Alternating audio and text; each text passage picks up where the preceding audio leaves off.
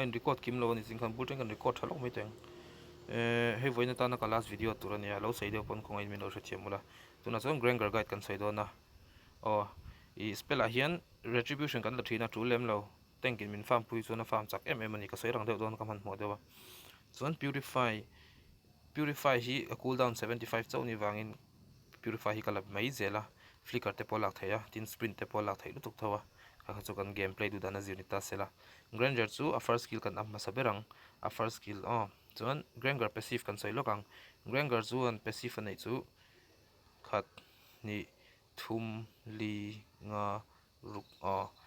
aparuk na bullet hi critical damage nei ta ni Granger big chuan a sen big a himo he a kap na big ta ni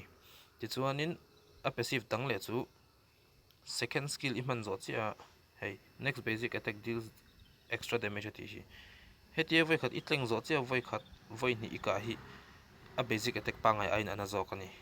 chuan taret tu nei lo khoi ta khang taret I khoi khanin I tian I lo be mek ta taret kha dash ke ola kap le la tiang khan min la execute zuya chuan I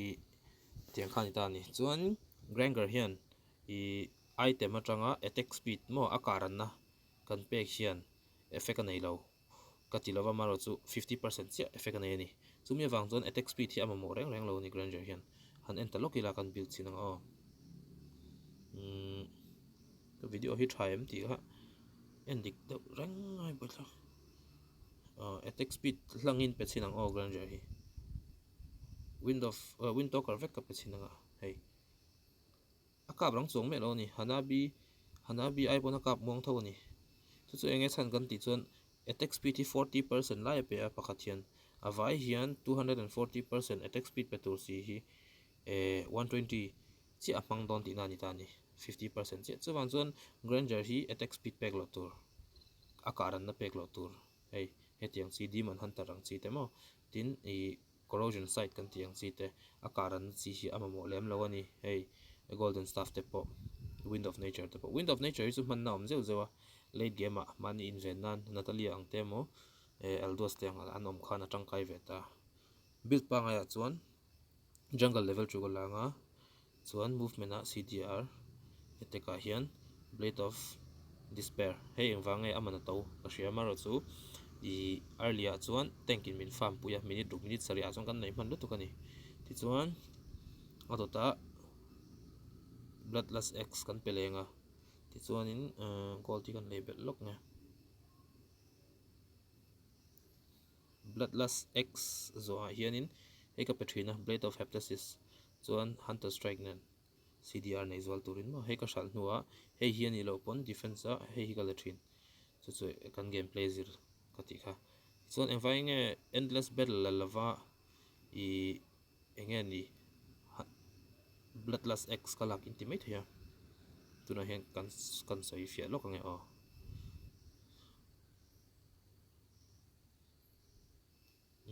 tok rose tuna hianin bloodlust ka shalanga endless battle hi ka lei lokang khu anu na khoeng ma pung bang lo ni mase hey apung muang em ei hu kan huang khuan khu endless battle effect chu ni ta ni tuna bloodlust x effect kan envelang cellular bloodlust on basic a engma pe don lo mase a skill sa chong khu ni ta ni hei hi a effective na san chu hatlo en lokula leita inun na tlema in geng zawa lord in la to a base in pandon I hosan chuan khonge an tianga an hau che I hlau ve box ya hona hun om lo chuwang chuan khatianga to chuan anom khom na lai khan hun alti phei pop mai la ma full level mai ni chuwang chuan bloodlust x ke chuan kala du fan ani CDR pek pe lama hen mo chuan a second skill hi ka sei le lokang a second skill hi CDR kan pe lo lokanga e kan pe then lok teng 2 seconds so lo ni thau mai a khata pon thau mai ai nga pon ni ro se a second skill hi enge ni an lo reset mang reset level lok mang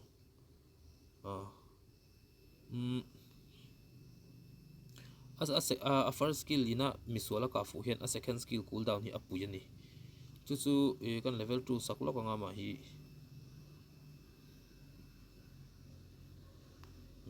fu en lokang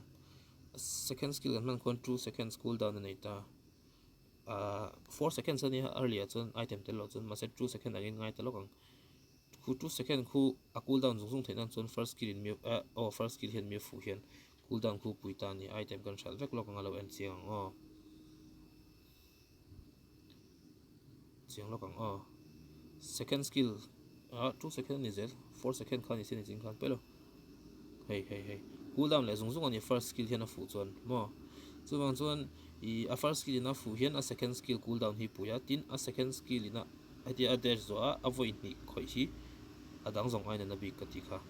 chu taret push lai ten tang kai thin khami te kha Granger guide da chon ni ta selectro red buff kan langa ka kan ti dan turan ta ni chuan hei hi first skill hi aim ve ngai aim lo chuan in ika thel doi yang chuan bokina a ultimate hi flicker nen po man kop thei ikapa a flick bo de ya iwa flick na yanga mangle ngal thei tiang po khana man thei flicker nen po te tu ni se chon emblem kan soile lo kanga chon video kan du tok don nya to video hi la dik zel emo la dik zel tura chon kan ngai dewa leave lo kang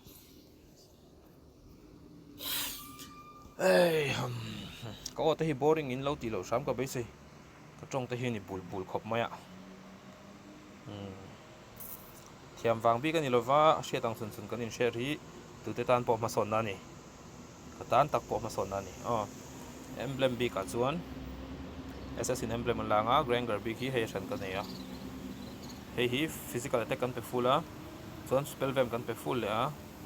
bounty hunter nen du chuan second iron physical penetration po pek thai poimi alo chuan emblem shim kan lei don hian tank emblem assassin emblem mage emblem le support emblem hian hero zong aman tom vek thai khalai kha kan sai do chuan emblem leina hi kan shelo takin shop a recommended data hian kan lut phenga